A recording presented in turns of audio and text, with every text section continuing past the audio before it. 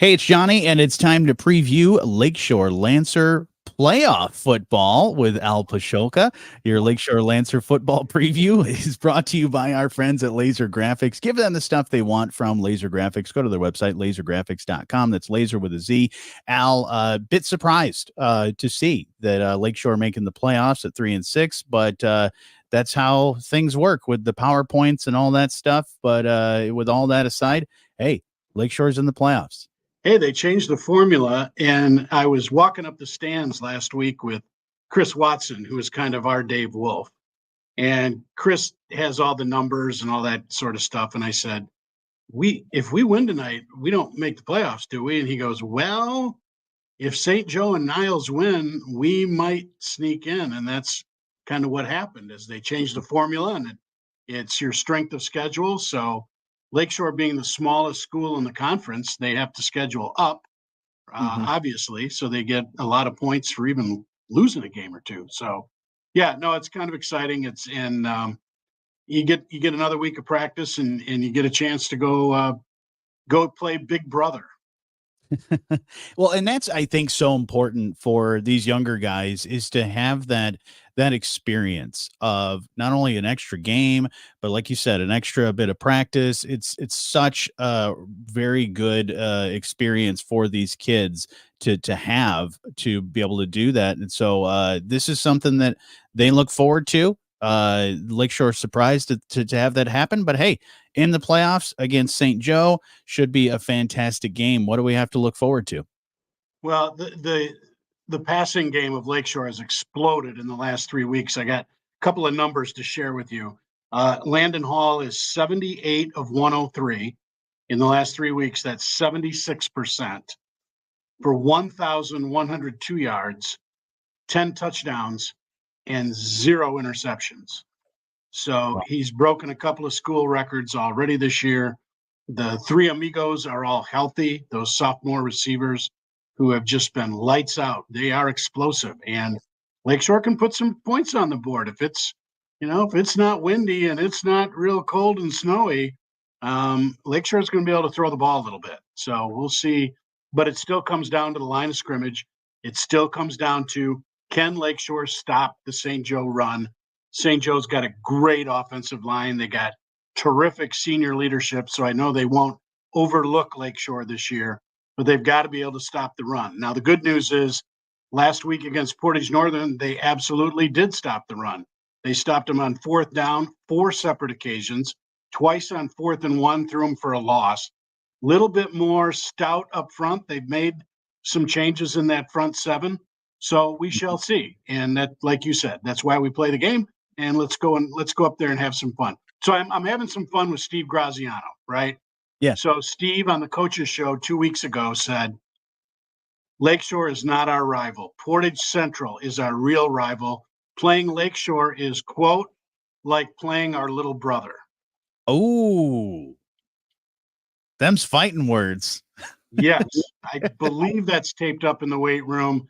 But he's having some fun with it. And I have fun with Graz. I love Graz. And I don't know if Graz knows this, but a lot of people don't remember Mike Hart when he made that statement talking about Michigan State and Michigan being the big brother and Michigan State being the little brother. But after that comment was made, Michigan State won 8 of the next 10 games when Mark D'Antonio was the coach. Just thought I'd share that. It's definitely fuel for these players to have that. And you don't need any more fuel for this game. No, you don't need any fuel. But it should be a lot of fun. What I was asking Brett Wachowski about this on the St. Joe side, but I'll ask you the same when it comes to Lakeshore. What is different between this meeting and the earlier meeting that they had in the year? It sounds like some more players that were healthy. They weren't healthy at the time when they had that matchup. And I did notice that Lakeshore has had some momentum leading into this playoff season. So those could be some keys to the game, right? Well, big difference is Caden Griffiths is healthy. Caden Griffiths is a weapon.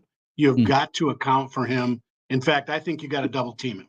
If you don't double team him, he's going to beat you deep. And he's just that athletic and that fast. So you've got to have a safety over top on him. Jonah Chavez is now full-time on offense. Timmons is healthy. Everybody, I think the team has gained confidence. The big thing for Lakeshore is now they've won 3 games in a row. Once you win a couple of games in a row, and I just noticed last week they played much tougher at the line of scrimmage, just playing faster, playing with more confidence, having 3 wins under your belt. That might not sound a lot, but they've outscored their opponents 128-45 in the last 3 weeks. So just that confidence coming in. And again, it's going to come down early on. Can Lakeshore's defense get off the field? We know that Coach Bradley loves to go for it on 4th down. If he's on 4th down and short, even if it's on his side of the 50, he believes in that offensive line, as he should, and he'll go for it. Can Lakeshore stop them? Can they get the football back? Because I believe Lakeshore will put some points on the board Friday night, tonight.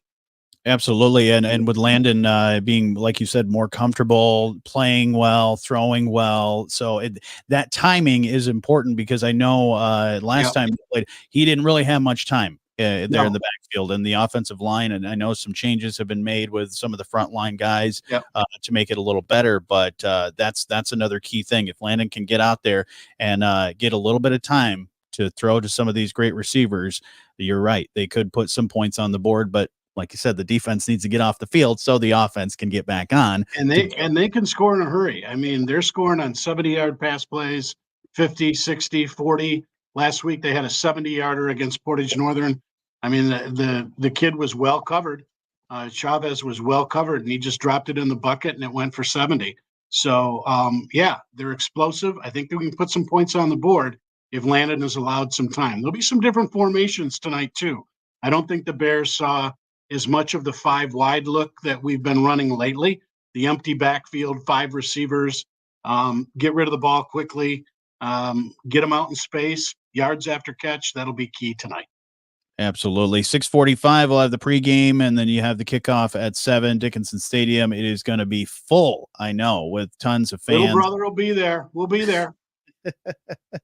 Well, let's see how this game goes, but looking forward to it. You can listen to it, of course, on 97.5 Wine Country, on the Wine Country app, and at 97.5winecountry.com. But Al, always fun to talk with you, and maybe, just maybe, I will talk to you again soon.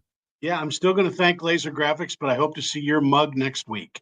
Absolutely. Your Lakeshore Lancer football preview brought to you by our friends at Lazer Graphics. Give them the stuff they want from Lazer Graphics. Go to their website, lazergraphics.com, and that's laser with a Z.